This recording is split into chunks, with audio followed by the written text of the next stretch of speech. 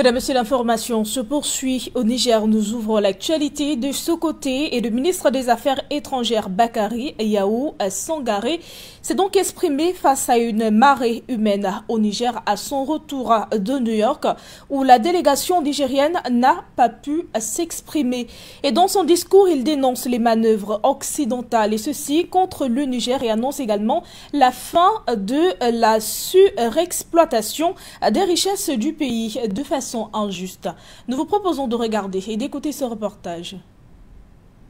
Alors que le spectre d'une intervention militaire de la CEDEAO pour le libérer et le rétablir dans ses fonctions constitutionnelles s'éloigne de plus en plus, c'est désormais sur le terrain de la justice que le président déchu Mohamed Bazoum tente d'obtenir gain de cause.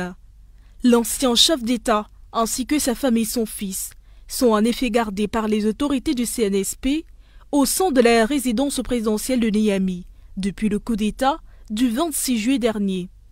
Après avoir déposé plainte auprès de la Cour de justice de la CEDEAO, son conseil vient de saisir le groupe de travail sur la détention arbitraire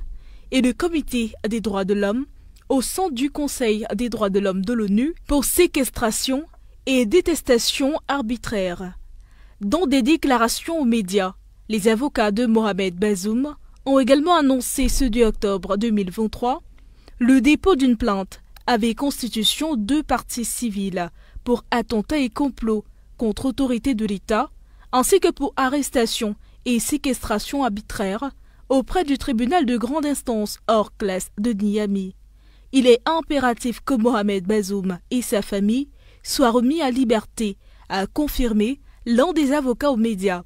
Pour rappel, mi-septembre, les avocats de l'ancien président avaient annoncé avoir également saisi la Cour de justice de la CEDEAO pour obtenir sa libération, ainsi que le rétablissement de l'ordre constitutionnel dans le pays. En attendant les suites qui seront données à ces procédures,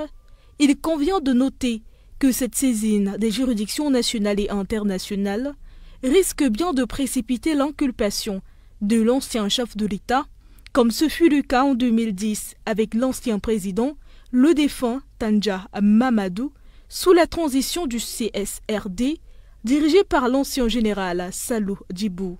ce qu'avait d'ailleurs applaudi à l'époque l'ancien président Mohamed Bazoum, alors opposant au régime renversé. N'oubliez surtout pas de vous abonner et d'activer la cloche de notification pour ne rater aucune de nos prochaines vidéos.